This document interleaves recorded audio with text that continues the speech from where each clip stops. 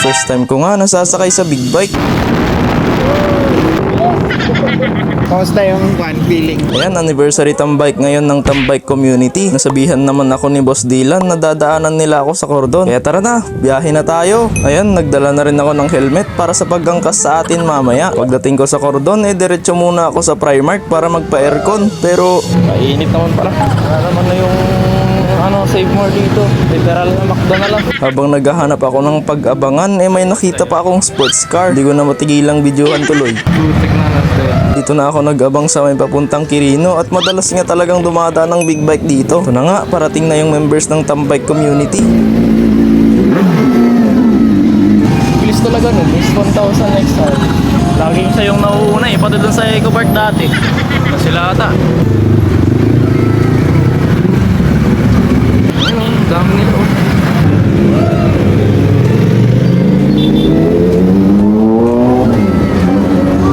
Sinuot ko na dito yung helmet para diretso na kami pagsakay ko. Meanwhile,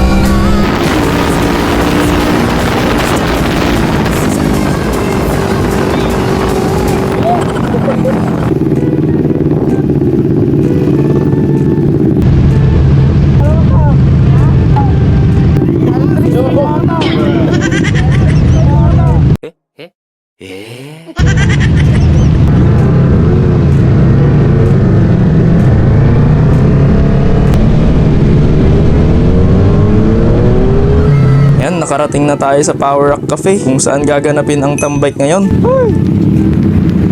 ba yan? Grabe! Kuya! Dito ka! Sinama mo ako ni Kuya! Bilan! May na nakapunta rito NK400 pa lang po yun. Grabe ang bilis. Magbagal pa ngayon, nahuli pa tayo. Kaya kung ka umangkas, kaya alam. Bakit po yun? mararamdaman mo yung Wala ka rin. Ito yung taga-jet, Edan? Opo. Opo. Ayan, sticker. Thank you po. Pag ako naging vlogger, pera hingin. First time kong sumakay ng big bike. Lubo. Kaya pala mong nakasakay ng ganito. Makikita mo yung mga nagpapabomba rin na parang ako lang dun sa Dito tayo sa Power Rock. Angkas pa lang yun, napagod na ako. Ito mga motor nila, bumilim na kaya hindi na sila masyadong makita. Dito tayo sumakay sa NK400. Kasi Kuya Boss Dylan, ang nag-angkas sa atin ngayon. Kamusta yung feeling? Pakiramdam. Nakakangaway. Ayan mayroon pang dumating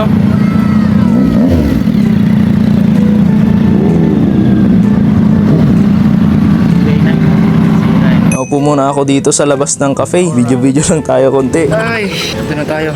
Nakabahan ako kanina. Sobrang thankful ako na sinama nila tayo ngayon. Isa to sa magiging core memory ko. Alam ko may kasama tayong bata ngayon. Baka kasi may makakausap ako. Pumasok na nga ako sa loob ng cafe at bigla pa akong nilibre ni Kuya Timothy. Ito, nilibre tayo. Ano pong pangalan niya? Timothy. Timothy po? Okay lang yan, sige. Salamat Kuya, sakto, nakatipid ulit ako. Tayo kasi may aircon. Nagulat ako kasi dumating din sila ang Lipad Jack at Shanghai Boy. Ewan ko nga kung naaalala niya pa kami ni EJ. Yan, paldo, dumating na yung libre ni Kuya Timothy. Sarap. Thank you kay si Kuya Timothy. Nilibre niya tayo. Sarap. Nagsimula na dito yung meeting ng tambike community kaya syempre nakichismis na rin ako. Binigyan din tayo ni Kuya Best Rider ng sticker. Grabe. Paldo. Magpipicture nga kami dito at muntik pa mahulog ni ate yung cellphone na pang picture. Ingat-ingat ate. Ayan, lumabas na kami sa cafe. Magte-test drive naman sila ng mga motor.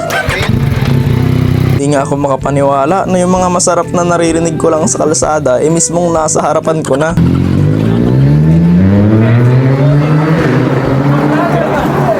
Panoorin nyo na lang muna yung masasarap na tunog ng mga motor.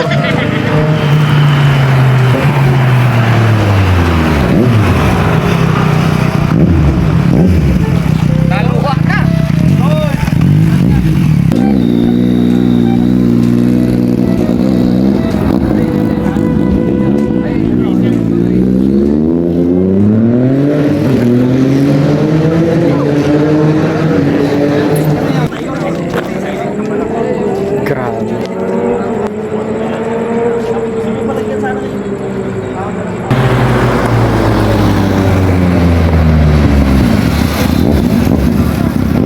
Hindi makikita.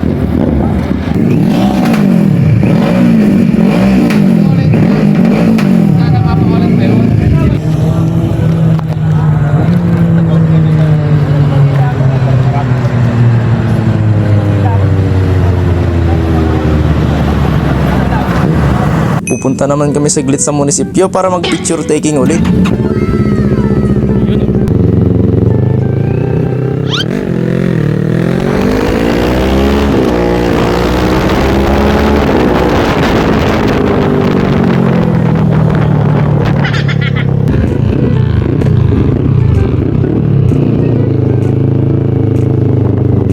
Bomba!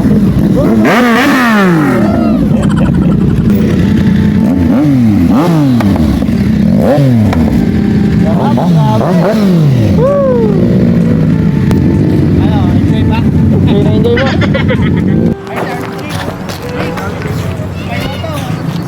Ayan tuloy, ako na backride ang naging photographer nila ngayon. Tapos ang second anniversary ng Tambike Community. Paldo!